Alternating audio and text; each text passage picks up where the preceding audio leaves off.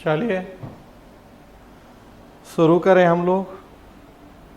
थोड़ा सा टेक्निकल अभी इशू हो रहे हैं, कुछ कुछ दिन अभी हमें लग रहा होंगे ये इशू। धीरे धीरे सारी चीज़ें, कभी कुछ गड़बड़ हो जा रहा है, कभी कुछ समझ में नहीं आ रहा है। क्वेश्चन पेपर डिस्कस करना है। 2 दिन अभी हमने बात की है आपसे। तो एक दिन ओवरऑल स्ट्रेटजी पे बात की थी, गवर्नेंस का क्या नेचर है, क्या इम्पोर्टेंस है, क्या स्ट्रेटजी होनी चाहिए पढ़ने की।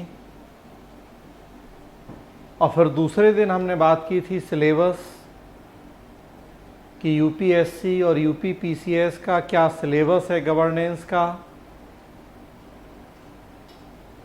और मैं किस तरीके से पढ़ाऊंगा, हम कौन कौन से टॉपिक कवर करेंगे, किस तरीके से पढ़ेंगे।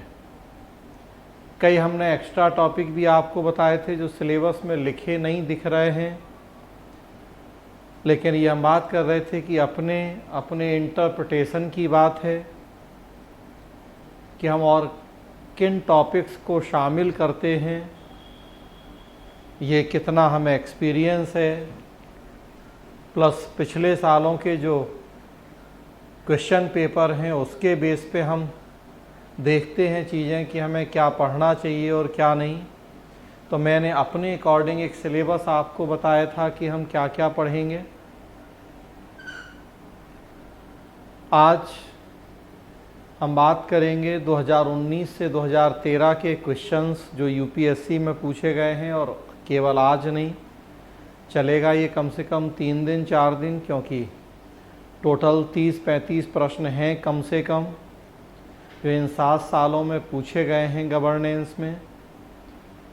हम बात कर रहे थे पीछे कि कम से कम 40 नंबर और अधिकतम 80 नंबर, 40 to 80 मार्क्स के प्रश्न आते हैं हर साल गवर्नेंस से। और ये वेरिएशन इसलिए देखने को मिलता है कि कई सारे प्रश्न ऐसे होते हैं जो ये तय करना मुश्किल हो जाता है कि उन्हें हम गवर्नेंस में शामिल करें, सोशल जस्टिस में शामिल करें, और या पॉलिटी कॉन्स्टिट्यूशन में शामिल करें। तो हमने अपनी तरफ से कुछ क्वेश्चन यहाँ निकाले हैं गवर्नेंस के लिए। यहाँ भी कुछ प्रश्नों में ऐसा हो सकता है विवाद कि उन प्रश्नों को गवर्नेंस का हम पार्ट माने या नहीं। मैंने अपनी तरफ से कुछ ज़्यादा ही निकाले हैं क्वेश्चन, छूटे कुछ नहीं। कुछ ज़्यादा हो जाए 1-2 चीज़ें तो नुकसान नहीं है। सोशल जस्टिस के भी 1-2 प्रश्न अगर हो सकता आए होंगे इसमें तो कोई दिक्कत नहीं। आगे सोशल जस्टिस का भी एक बैच हम लोग पढ़ेंगे। तो अल्टीमेटली अगर आपको हमसे ही पढ़ना है तो अब वो कान यहाँ से पकड़ें वहाँ से पकड़े वाली स्थिति है कि घुमा फिरा के पढ़ना हमसे ही है। तो वो गवर्नेंस में पढ़ें कि पॉलिटी में पढ़ें कि सोशल जस्टिस में पढ़ें कि कहीं और पढ़ें, अल्टीमेटली सब कुछ पढ़ना ज़रूरी है। अब वो क्लासिफिकेशन या वर्गीकरण उतना महत्व कई बार नहीं रखता है। तो 2019 से 2013 के क्वेश्चन डिस्कशन, पहले हम यूपीएससी के क्वेश्चंस की बात करेंगे और फिर यूपीपीसीएस के प्रश्नों की चर्चा करेंगे। यूपीपीसीएस में 2 ही एग्ज़ाम अब तक हुए हैं, 2018 और 2019। तो उसमें तो बहुत कम गिने चुने प्रश्न हैं, लेकिन यूपीएससी 7 साल से हो रहा है नए पैटर्न पे, तो इसमें कई सारे प्रश्न हैं। तो शुरू करें। पहला प्रश्न 2019, प्रश्न स्क्रीन पे आपको दिख रहा है, दोनों मीडियम में प्रश्न है। केंद्रीय प्रशासनिक अधिकरण जिसकी स्थापना केंद्रीय सरकार के कर्मचारियों द्वारा या उनके विरुद्ध शिकायतों एवं परिवादों के निवारण हेतु की गई थी, आजकल एक स्वतंत्र न्यायिक प्राधिकरण के रूप में अपनी शक्तियों का प्रयोग कर रहा है। व्याख्या कीजिए। 150 शब्द 10 अंक। The Central Administrative Tribunal, which was established for redressal of grievances and complaints by or against central government employees, nowadays is exercising its powers as an independent judicial authority. Explain. तो 2019 का प्रश्न है। वैसे तो अभी गवर्नेंस आपने अपनी तरफ से पढ़ा हो तो है, मैंने नहीं पढ़ाया। तो एक अप्रोच ये हो सकती है कि पहले सारा पढ़ लें तब हम क्वेश्चन पेपर डिस्कस करें। लेकिन मैंने शुरू में बताया था कि मैं पहले ही क्वेश्चन पेपर इसलिए डिस्कस कर लेता हूं कि अभी भले आप कुछ जानते हो ना जानते हो वो इशू नहीं है। हाँ, लेकिन क्वेश्चन डिस्कशन होने से कई चीज़ें यहाँ जान जाएंगे और सबसे बड़ी बात आपको ये पता लगेगा कि यूपीएससी में जो प्रश्न पूछे जाएंगे क्या नेचर होगा उनका, क्या स्टैंडर्ड होगा उनका, और ये चीज़ें पता होंगी तब फिर हम जो पढ़ाई करेंगे वो ज़्यादा बेहतर तरीके से कर पाएंगे। वो यूपीएससी के नेचर और स्टैंडर्ड के अकॉर्डिंग कर पाएंगे। तो इसलिए हम पहले ही प्रश्न डिस्कस कर लेते हैं। एथिक्स में 2019 से 2013 पूरे पेपर हमने डिस्कस किए हैं। गवर्नेंस या और जो सेक्शन तो हम उसी तरह से करते हैं। तो यहाँ गवर्नेंस के प्रश्न हम पहले ही आपसे चर्चा कर रहे हैं ताकि ओवरऑल एक आइडिया रहे आपको कि क्या प्रश्न पूछे जा रहे हैं, किस तरीके के उनका नेचर क्या वगैरह। तो पहला प्रश्न आप देख रहे हैं कैट से जुड़ा हुआ है। केंद्रीय प्रशासनिक अधिकरण की भूमिका। सिलेबस में एक टॉपिक हम लोग देख रहे थे, विभिन्न नियामक, सांविधिक और अर्ध न्यायिक निकाय, statutory, regulatory and quasi judicial bodies. वहीं से जुड़ा हुआ प्रश्न है। कैट भी एक हमने बताया था, आप देखेंगे कि स्टेट्यूटरी बॉडी है, सांविधिक निकाय है, विस्तार से हम पढ़ेंगे आगे। 1985 में संसद ने कानून बनाया था केंद्रीय प्रशासनिक अधिकरण अधिनियम। उसके तहत कैट की सेंट्रल एडमिनिस्ट्रेटिव ट्रिब्यूनल की स्थापना हुई है। 42 या 42वें संविधान संशोधन कॉन्स्टिट्यूशनल अमेंडमेंट के द्वारा, जो कि 1976 में हुआ था, उसके द्वारा कॉन्स्टिट्यूशन में आर्टिकल 323A और 323B को शामिल किया गया था। 323A में प्रशासनिक समस्याओं के समाधान के लिए ट्रिब्यूनल्स की स्थापना की व्यवस्था की गई थी और संसद को शक्ति दी गई थी। और 323B में अदर सब्जेक्ट के लिए, अदर इशूज के लिए ट्रिब्यूनल्स बनाने का प्रोविजन किया गया।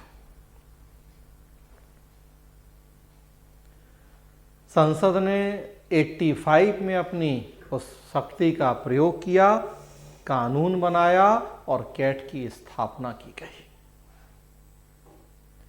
तो देखिए लिखा है प्रश्न में कि कैट जिसकी स्थापना केंद्र सरकार के कर्मचारियों द्वारा या उनके विरुद्ध शिकायतों एवं परिवादों के निवारण हेतु की गई थी। तो फर्स्ट पार्ट हमें इसको डिस्कस करना है, कैट क्या है, क्यों स्थापना हुई, संवैधानिक प्रावधान क्या है, उसके लिए क्या कानून बना है, उसकी चर्चा करेंगे।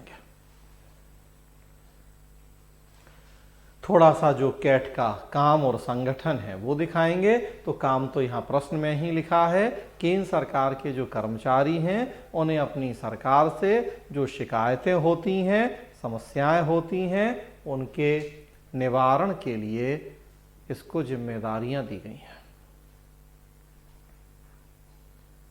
इसमें जुडिशियल और एडमिनिस्ट्रेटिव या न्यायिक और प्रशासनिक दोनों पृष्ठभूमि के व्यक्तियों की नियुक्ति की जाती है, ताकि हमें दोनों के अनुभव का फायदा मिल जाए। जो प्रशासनिक पृष्ठभूमि के सदस्य होते हैं उन्हें प्रशासन की जानकारी होती है, और न्यायिक पृष्ठभूमि के सदस्यों को न्यायिक प्रक्रियाओं की जानकारी होती है। ज़्यादा बेहतर ढंग से न्याय हो और प्रशासनिक जटिलताओं को ध्यान में रखते हुए न्याय हो, उस उद्देश्य से ये बनाया गया है। क्या तेजी से न्याय हो जाता है, कम काम होता है। तो कैट के संगठन, उसके कार्यों से जुड़े जो प्रावधान हैं, थोड़ा सा हम उनकी चर्चा करेंगे, जो कि प्रश्न का फर्स्ट पार्ट है। और तब उसके बाद फिर सेकेंड पार्ट है, हमें वो दिखाना है कि आजकल एक स्वतंत्र न्यायिक प्राधिकरण के रूप में अपनी शक्तियों का प्रयोग कर रहा है। तो स्वतंत्र न्यायिक प्राधिकरण के रूप में कैसे ये अपनी शक्तियों का प्रयोग कर रहा, बेसिकली यहां मुद्दा है। दिल्ली हाई कोर्ट ने कुछ समय पहले ये एक व्यवस्था दी थी कि कैट अपनी अवमानना कार्यवाही के संबंध में, जो भी कंटेम्प्ट ऑफ कोर्ट होता है, तो अगर कैट के भी फैसलों के खिलाफ कंटेम्प्ट ऑफ कोर्ट है, अवमानना हुई है, तो फिर ये हाई कोर्ट के समान शक्तियों का प्रयोग कर सकता है, कार्यवाही कर सकता है, जो लोग भी कंटेम्प्ट ऑफ कोर्ट करते हैं। उसी आधार पे ये प्रश्न पूछा गया कि दिल्ली हाई कोर्ट का ये डिसीजन बड़ा महत्वपूर्ण, कि कैसे कैट को इंडिपेंडेंट पावर्स दे दी गई कि वो अपनी अवमानना के खिलाफ कार्यवाही करे। हाई कोर्ट के बराबर शक्तियां यहां मानी गई।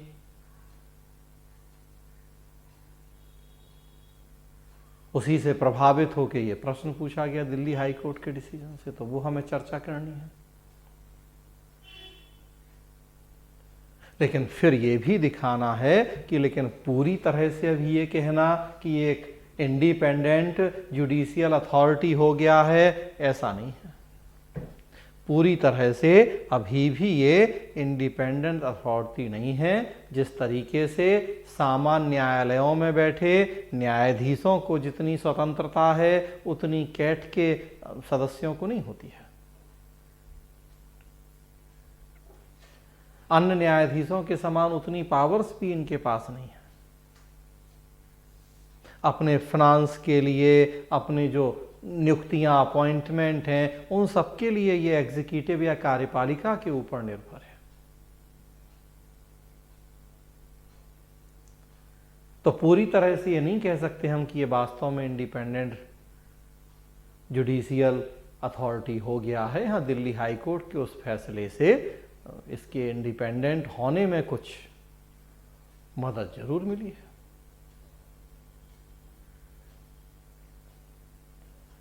तो ये 2019 का पहला प्रश्न हो जाएगा। क्लियर है? कोई डाउट तो नहीं है? बात समझ में आई है? Yes sir. अच्छा, बाकी लोग? हाँ सर, क्लियर। क्लियर है? Yes sir. चलिए,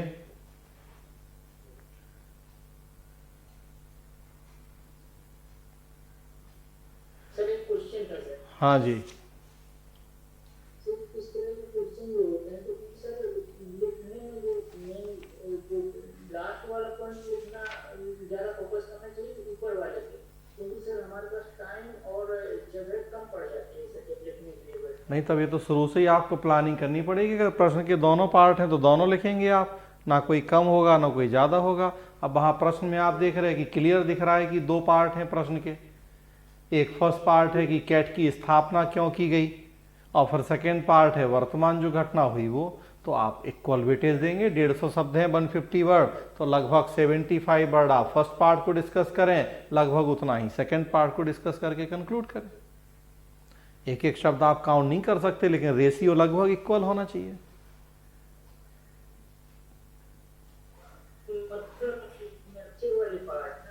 हाँ जब हम एग्जाम सेंटर में जब हम लिखते हैं सर, जी, तो वहां पर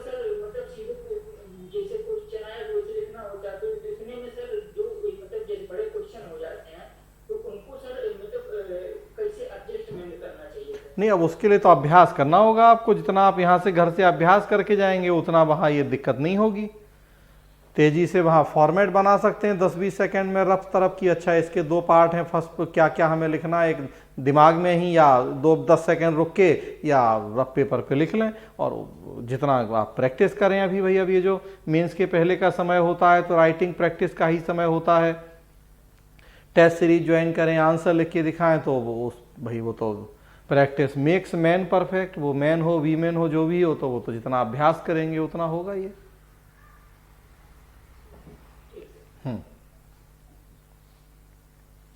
दूसरा देखिए, आजकल भी चल रहा है ये इशू। प्रश्न है, भारत में नीति निर्माताओं को प्रभावित करने के लिए किसान संगठनों द्वारा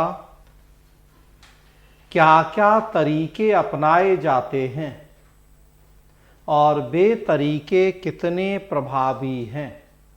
150 शब्द, 10 अंक। What are the methods used by the farmers organizations to influence the policy makers in India and how effective are these methods? तो देखिए आप, ये इशू चल रहा है आजकल भी। केंद्र सरकार ने जो 3 कृषि विधेयक पारित किए हैं, कृषि कानून बनाए हैं, उनको लेके अभी भी हमारे देश में किसान संगठन आंदोलन कर रहे हैं।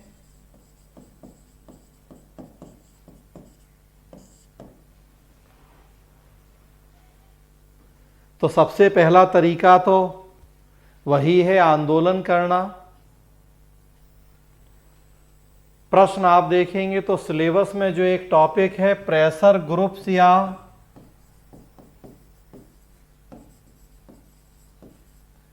प्रभावक समूह, वहां से जुड़ा हुआ टॉपिक है। प्रेशर ग्रुप्स या प्रभावक समूह पढ़ेंगे आगे हम। जैसा नाम है, समाज के अलग अलग हितों से जुड़े हुए लोग एकजुट होते हैं, अपनी समस्याओं के समाधान, अपनी मांगों को मनवाने के लिए, अपने हितों को पूरा करने के लिए सरकार पे दबाव बनाते हैं। इसीलिए उन्हें हम दबाव समूह या प्रेशर ग्रुप्स कहते हैं। उद्देश्य अपने समूह, अपने वर्ग के हितों को पूरा करना होता है, तो इसलिए वो हित समूह या इंटरेस्ट ग्रुप भी कहलाते हैं, प्रेशर ग्रुप भी। कार्य प्रणाली होती है प्रेशर क्रिएट करने की, तो प्रेशर ग्रुप पर्पस होता है अपने वर्ग के इंटरेस्ट पूरे करना, तो इंटरेस्ट ग्रुप। किसान आंदोलन भी या जो किसान संगठन हैं, ये भी भाई प्रेशर ग्रुप हैं। ये जैसा नाम ही है, किसानों के हितों की बात करते हैं। भारतीय किसान यूनियन या किसान मोर्चा, बहुत सारे किसान संगठन रहे हैं। महेंद्र सिंह टिकैत काफ़ी विख्यात किसान नेता रहे हैं। आजकल अब अभी देख रहे हैं कि पंजाब में, विशेषकर हरियाणा या कई और राज्यों में केंद्र के कृषि कानूनों के खिलाफ किसान एकजुट हैं, आंदोलन कर रहे हैं।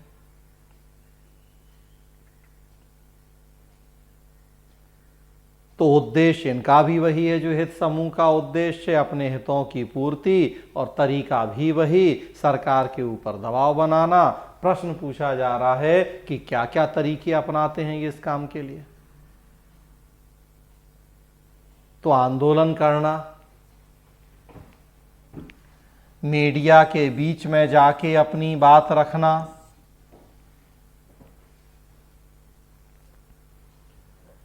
बैठकों का आयोजन करना,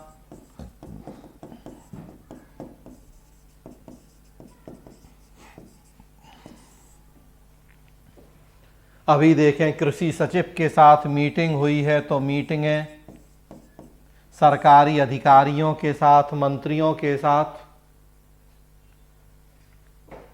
और आप देख रहे हैं तो रेल रोको जो कि चल रहा है, चक्का जाम करना,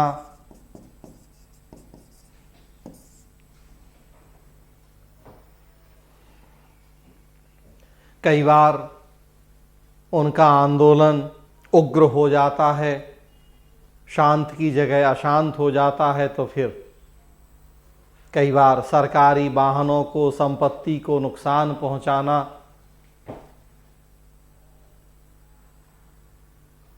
इस तरह के साधन भी फिर देखने को मिल जाते हैं। सांकेतिक तौर पे आप देखें तो और एक तरीका जो प्रचलन में हम लोगों के यहाँ है, अक्सर आप देखते पढ़ते हैं न्यूज़पेपर में,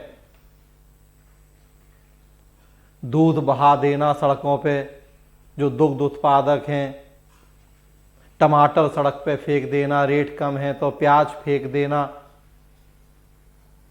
और अपनी फसलें मवेशियों को खिला देना। तो सांकेतिक तरीके से ये सब भी इनके विरोध प्रदर्शन, बाकी हड़ताल करना। अब हड़ताल में भूख हड़ताल भी हो सकती है, अनशन भी हो सकते हैं, तो कोर्ट भी जाते हैं कई बार, तो न्यायालय की शरण में भी जाना, याचिकाएं लगाना। तो बहुत सारे तरीके जो इन संगठनों के द्वारा अपनाए जाते हैं।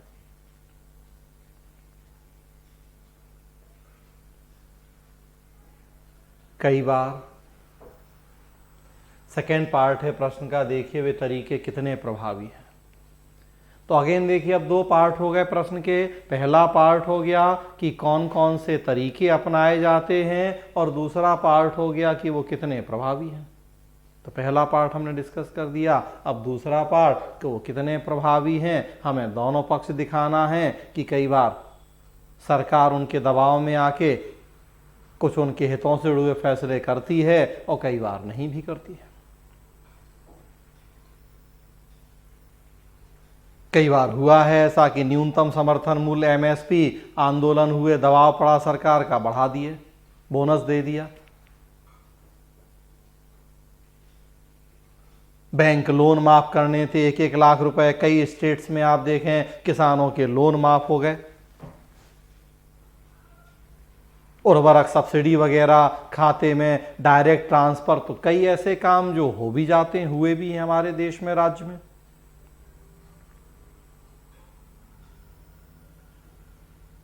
वो कई बार नहीं भी। अभी देखें किसान आंदोलन कर रहे हैं कि सरकार कृषि कानूनों को वापस ले, लेकिन अभी तक केंद्र सरकार की ऐसी कोई मंशा नहीं दिख रही है। इतना जरूर हो रहा है कि कई राज्य सरकारें केंद्रीय कानूनों के विरोध में अपने कानून बना रही हैं। इतना जरूर है कि केंद्र सरकार ने वार्ता के लिए बुलाया किसानों को, अपनी तरफ से समझाने की कोशिश कर रही है सरकार कि भाई ये कानून कहीं से भी उन किसानों के हितों को नुकसान नहीं पहुंचाएंगे। तो दोनों चीजें हैं। कई बार कई जायज मांगे सरकार को लगती हैं तो मानी भी जाती हैं, मानी गई हैं, लेकिन कई बार जहां सरकार को लगता है कि मांगे जायज नहीं है तो नहीं। सर्वे हुआ है, पता लगा है कि 50% से ज़्यादा लोग ऐसे हैं जो कानून का विरोध कर रहे हैं, कानून का प्रावधान पता ही नहीं है उन्हें, बस विरोध कर रहे हैं। सीए को लेके इसी तरह हमने देखा कि सीए है क्या, फुल फॉर्म बताने की स्थिति में लोग नहीं, लेकिन विरोध कर रहे हैं, बैठे हैं। किसानों के साथ भी वही अभी सर्वे हुआ तो पता लगा। तो जायज नहीं है अगर आंदोलन, विरोध केवल राजनीतिक वजहों से हो रहा है या बिना पर्याप्त जानकारी के विरोध हो रहे हैं, तो फिर ऐसी स्थिति में बहुत प्रभावी नहीं भी हो पाते हैं उनके आंदोलन। तो इस तरह से हमें दूसरा पार्ट डिस्कस कर लेना है। तो ये दूसरा प्रश्न हो जाएगा 2019 का। क्लियर है?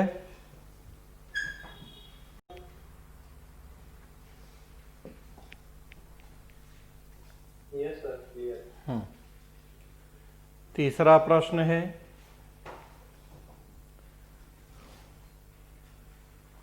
सूचना और संप्रेषण प्रौद्योगिकी आईसीटी आधारित परियोजनाओं / कार्यक्रमों का कार्यान्वयन आमतौर पर कुछ विशेष महत्वपूर्ण कारकों की दृष्टि से ठीक नहीं रहता है। इन कारकों की पहचान कीजिए और उनके प्रभावी कार्यान्वयन के उपाय सुझाइए। 150 शब्द 10 अंक। Implementation of Information and Communication Technology ICT based projects programs usually suffers in terms of certain vital factors. Identify these factors and suggest measures for their effective implementation.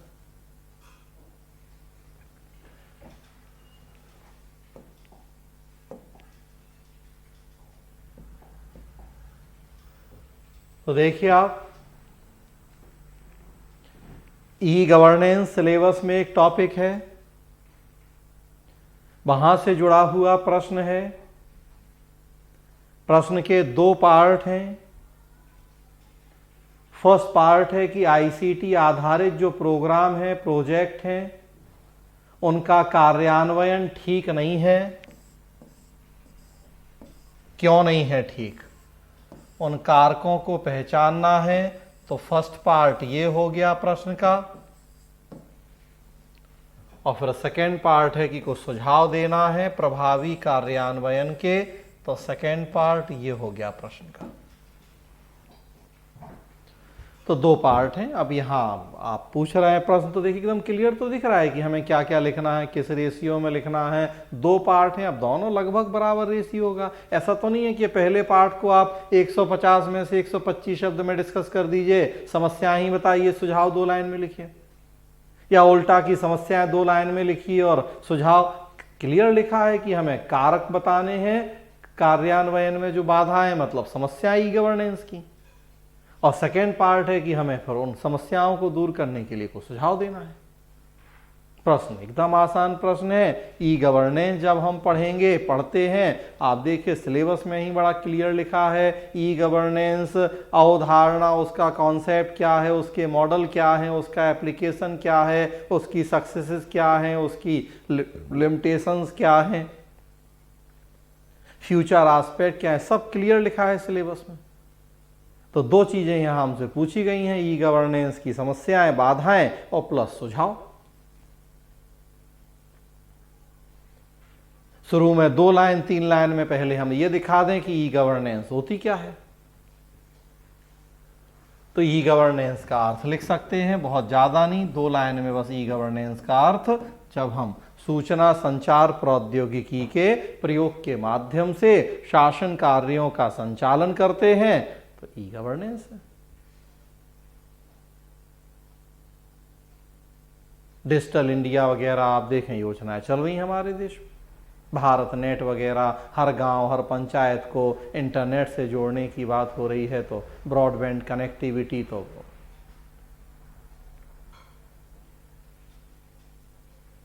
E governance के बहुत सारे मॉडल पढ़ेंगे, G2G, G2B, G2E, G2C वगैरह। तो आजकल तो अब कल्पना ही करना कठिन है ई गवर्नेंस के बिना अपने जीवन की।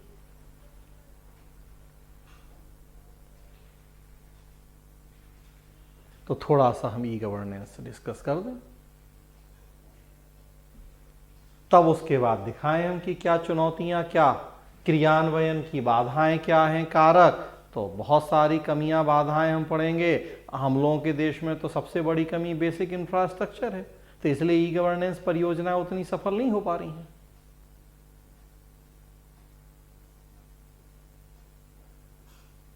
बिजली नहीं है, इंटरनेट नहीं है तो इंटरनेट की कनेक्टिविटी सही नहीं है, लोगों के पास उतने रिसोर्स नहीं हैं, लोग पढ़े लिखे नहीं हैं, इलिटरेसी है। डिजिटल लिटरेसी तो कितने लोगों में, अगर लिटरेट भी हैं तो डिजिटली लिटरेट कितने लोग हैं। अच्छे खासे पढ़े लिखे लोग, हम ही लोग अभी एक नई टेक्नोलॉजी अडॉप्ट कर रहे हैं तो अभी कितनी दिक्कतें हो रही हैं। अभी एक तरह से ट्रायल एंड एरर में ही हैं, धीरे धीरे सीखते सीखते।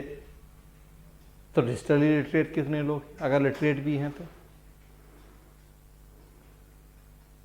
लोगों को खाने के लिए पैसा नहीं है, गरीबी, बेरोजगारी समस्याएं, लोगों का 24 घंटे सारा ध्यान वहीं लगा हुआ है। सरकार की भी एनर्जी रिसोर्स वहाँ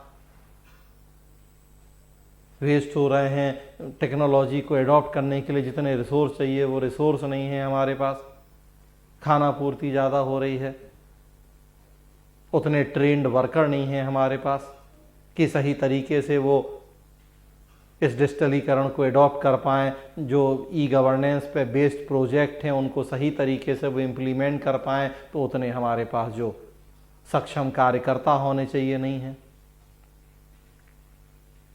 लोगों में अवेयरनेस नहीं है, जागरूकता नहीं है, वो भी नहीं जुड़ पा रहे हैं। उसमें भी पहाड़ी इलाकों में चले जाएं, नॉर्थ ईस्ट वगैरह चले जाएं, दुर्गम क्षेत्र हैं, वहाँ और गंभीर समस्याएं हैं। आए दिन वहाँ कोई ना कोई प्राकृतिक समस्या, कभी चक्रवात, कभी तूफान, उस सबसे हैवी नेट कनेक्टिविटी वो ख़त्म हो जाएगी। 2 दिन 4 दिन बिजली नहीं है, तार टूट गया, कुछ और। तो आजकल आप देखें तो प्रिवेसी या निजता संबंधी भी अब चुनौतियां हो गई हैं कि ऑनलाइन ई गवर्नेंस डेटा है, सेंध लगा रहे हैं लोग साइबर क्राइम वगैरह, या आधार कार्ड को लेके ही समस्याएं कि सारी निजी जानकारियां सरकार तक पहुंच रही हैं। तो अब ये सब इशू भी हो गए हैं, फंडामेंटल राइट्स के इशूज भी आ गए हैं अब तो फर्स्ट पार्ट में हम कुछ चुनौतियों की चर्चा कर लेंगे, क्या बाधाएं हैं वो, और इसी के अकॉर्डिंग सुझाव। हमेशा ध्यान रखिए जो समस्याएं होती हैं सुझाव उसी के अकॉर्डिंग होते हैं। अब समस्या है कि इंटरनेट कनेक्टिविटी की प्रॉब्लम, तो सुझाव यही होगा कि हमें उसके लिए इंफ्रा डेवलप करना होगा। हर गांव, हर शहर तक बेहतर 4G 3G की स्पीड का इंटरनेट उपलब्ध हो, उसके लिए हमें पूरा इंफ्रा बनाना पड़ेगा। लिटरेसी रेट बढ़ानी पड़ेगी, उसमें भी डिजिटल लिटरेसी की तरफ अब हमें काम करना पड़ेगा।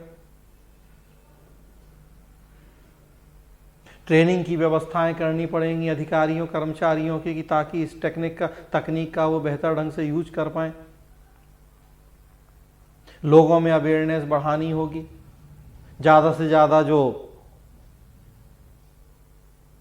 कस्टमर सर्विस सेंटर हैं, ग्राहक सेवा केंद्र हैं, CSC, उनकी संख्या बढ़ानी पड़ेगी।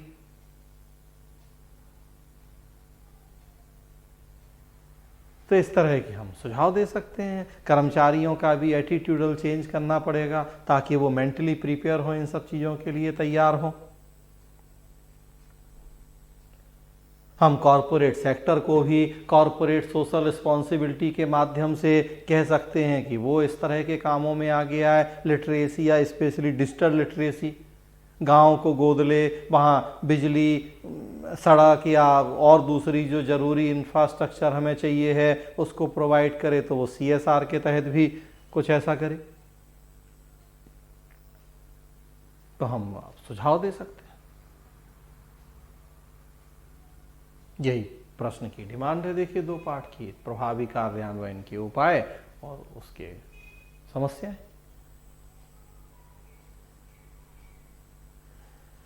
क्लियर है?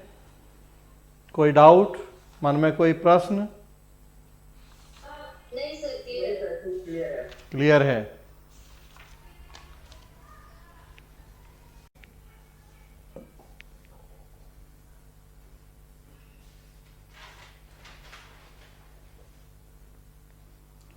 अगला देखें, 4 नंबर प्रश्न है। विकास योजना के नव उदारी प्रतिमान के संदर्भ में आशा की जाती है कि बहुस्तरीय योजनाकरण संक्रियाओं को लागत प्रभावी बना देगा और अनेक क्रियान्वयन रुकावटों को हटा देगा। चर्चा कीजिए। 250 शब्द, 15 अंक। In the context of the neoliberal paradigm of development planning, multi-level planning is expected to make operations cost effective and remove many implementation blockages. Discuss. अब इस प्रश्न में फिर देखिए थोड़ा डिस्प्यूट की, थोड़ा विवाद की गुंजाइश है कि ये प्रश्न हम कहां रखें। इस प्रश्न को हम गवर्नेंस का पार्ट माने और या सोशल जस्टिस का। डायरेक्टली देखें तो गवर्नेंस में कहीं प्लानिंग या नियोजन नहीं लिखा हुआ है, वैसे तो भाई वो इकोनॉमी का टॉपिक होता है।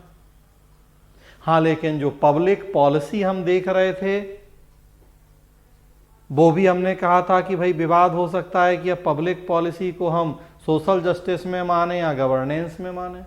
प्लानिंग और पब्लिक पॉलिसी दोनों जुड़े हुए कॉन्सेप्ट्स हैं। तो प्लानिंग वैसे हम भाई पॉलिटी में भी पढ़ते, इंडियन पॉलिटी का भी पार्ट है और भाई इकोनॉमी का भी पार्ट है, सोशल जस्टिस का भी पार्ट है। किसके लिए प्लानिंग हो रही है? तो जो पिछड़े वंचित वर्ग हैं उनके कल्याण विकास के लिए, तो वो अब वेलफेयर, सोशियो इकोनॉमिक जस्टिस, तो वो जस्टिस का भी पार्ट है। नीति आयोग, प्लानिंग कमीशन वगैरह सब हम इकोनॉमी में भी पढ़ते रहे हैं और पॉलिटी में भी पढ़ते रहे।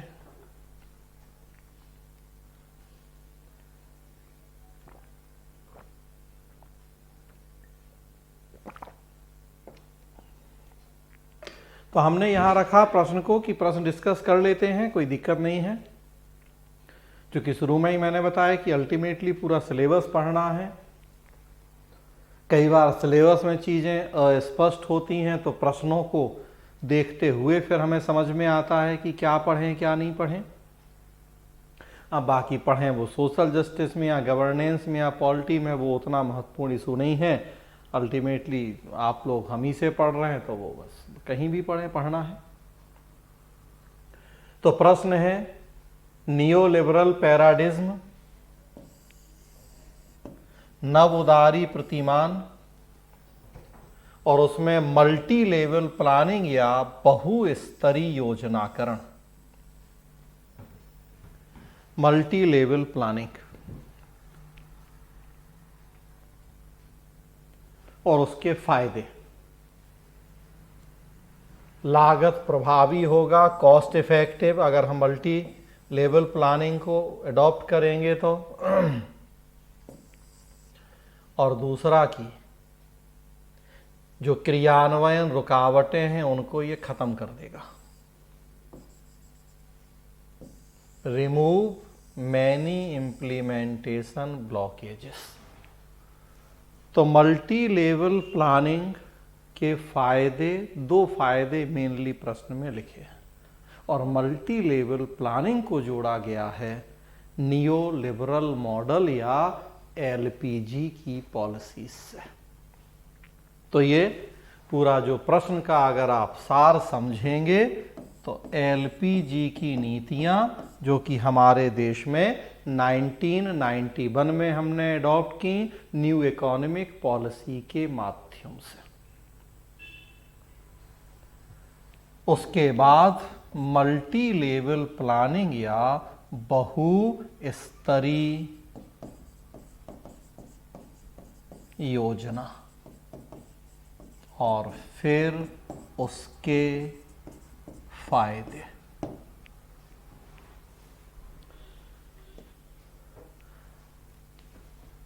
तो आप चाहें तो प्लानिंग से शुरू कर सकते हैं आंसर। एक लाइन में प्लानिंग का अर्थ दिखाएं, क्या करना है, कैसे करना है, या सही तरीके से सोच समझ कर कार्य करना है। इसे हम प्लानिंग या नियोजन कहते हैं। 15 मार्च 1950 को जब प्लानिंग कमीशन बना था और 1952 से फिर हमने प्लानिंग की प्रक्रिया शुरू कर दी थी, पहली पंचवर्षीय योजना, तो तब से चल रहा है हमारे देश में काम। जब 1991 में एलपीजी की नीतियां आई तो प्लानिंग के नेचर में चेंज हुआ। आफ्टर एलपीजी दो बड़े चेंज हुए थे हमारे देश में प्लानिंग के नेचर में। एक चेंज क्या हुआ था कि बिफोर एलपीजी हमारे देश में प्लानिंग होती थी नॉर्मेटिव या आदर्शात्मक। आफ्टर एलपीजी वो प्लानिंग हो गई इंडिकेटिव या संकेतात्मक। और दूसरा बड़ा चेंज हुआ था कि हमने 92, 93 में 74th कॉन्स्टिट्यूशनल अमेंडमेंट किया था और उसके द्वारा डिस्ट्रिक्ट प्लानिंग कमेटी और मेट्रोपॉलिटन प्लानिंग कमेटी या डीपीसी और एमपीसी की स्थापना की व्यवस्था की गई थी।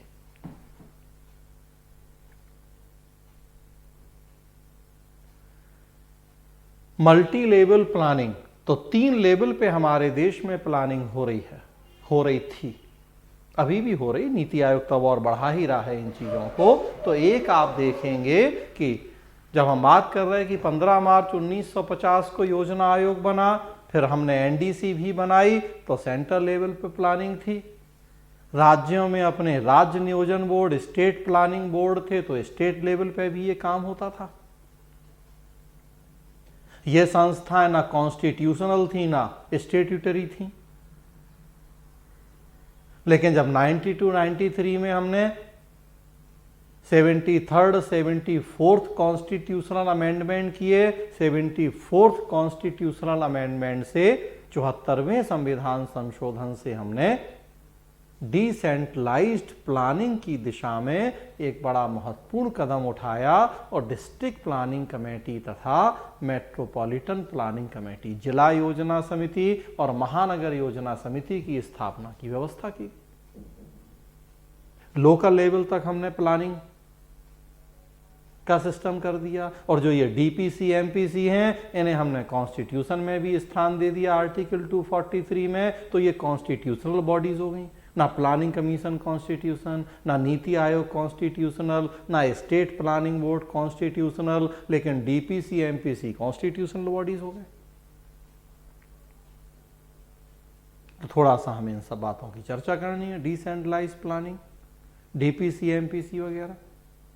इवन 2002 में जब अखिल भारतीय पंचायत अध्यक्ष सम्मेलन हुआ था 2001 में, तो प्रधानमंत्री अटल बिहारी वाजपेयी ने कहा था कि वो एक और कॉन्स्टिट्यूशनल अमेंडमेंट करके ग्राम नियोजन समिति की स्थापना की व्यवस्था करेंगे।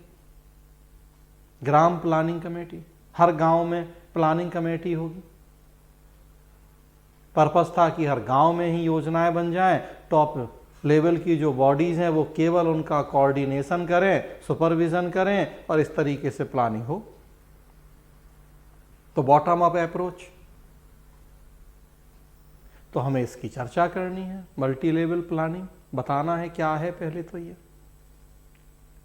कब से शुरुआत हुई है हमारे देश में, और फिर सेकेंड पार्ट उसके जो फायदे पूछे गए हैं कि कॉस्ट इफेक्टिव होगा और क्रियान्वयन बेहतर तरीके से होगा। तो भाई जब लोकल लेवल पर प्लानिंग होगी, स्थानीय लोग खुद नीतियां बनाएंगे, स्वाभाविक सी बात है ज़्यादा अच्छी प्लानिंग होगी।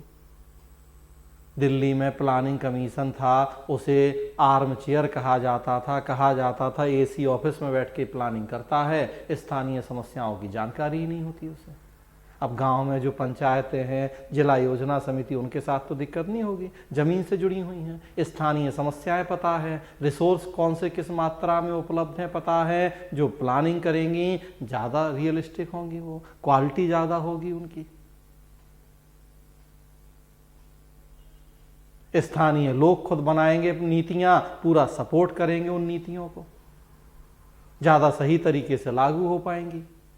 और नेचुरल सी बात है कि पैसा भी कम खर्च होगा, क्योंकि स्थानीय लोग बनाएंगे, अपने लेवल पे लागू करेंगे, पूरे सहयोग से लागू करेंगे, कम पैसे में काम। खूब आप आए दिन अखबार में, मैगजीन्स में पढ़ते हैं, गांव में डैम बन गए, पुल बन गए, और आप उनकी कॉस्ट देखें रोज आजकल अखबार में कि कोरोना के दौर में महिलाओं ने सड़कें बना दी, रास्ता नहीं था तो, या डैम बन गया, और जो काम। किसी कंपनी को बुला के पूछा था टेंडर, वो लाखों रुपए मांग रहा था, खुद लोगों ने कुएं खोद लिए, नदियां तालाब बना लिए, नहरें बना ली और बहुत कम पैसे में काम हो गया, क्योंकि लोगों ने मिलजुल के काम कर लिए। सहयोग इसलिए काम कर लिए क्योंकि उन्हें एक जुड़ाव, एक अपनापन महसूस हुआ। खुद उन्होंने नीतियां बनाई, प्लानिंग की, तो सहयोग किया, पूरा उन्होंने सपोर्ट किया। बहुत सारे जो मीडिएटर्स हैं वो सब कम हो गए, सही ढंग से सुपरविजन भी हुआ, पर्यवेक्षण निगरानी सही तरीके से हुई, रिजल्ट हमें ज़्यादा अच्छे मिल गए। तो ये अगला प्रश्न हो जाएगा। क्लियर है? Yes sir. चले तो 2019 के प्रश्न। हाँ, तो अब आज फिर हम रोक रहे हैं। 2018 आप कल करेंगे, थोड़ा सा आज लेट हो गया हम लोगों को, तो कोई बात नहीं। 2018 और फिर 17 कल करेंगे, जैसे जैसे होता जाएगा। सो 13 तक हम प्रश्न करेंगे डिस्कस। आज रोक रहे हैं, कल आगे बढ़ाएंगे। 2018 फिर 2017 उल्टा चल रहे हैं, तो प्रश्न डिस्कस करेंगे और तब फिर यूपी के डिस्कस करके, और उसके बाद फिर हम सिलेबस शुरू करेंगे, टॉपिक पे आएंगे। जैसा हमने कहा कि कई चीज़ें यहीं डिस्कस होने से एक ओवरऑल आइडिया लग जाएगा पूरे सिलेबस का, आपको आगे आसानी भी रहेगी चीज़ों को समझने में। तो आज रोक रहे हैं, किसी को कुछ पूछना बताना है तो पूछ सकते हैं। किसी के मन में कोई प्रश्न है, कुछ पूछना बताना है तो पूछ सकते हैं। नहीं सर।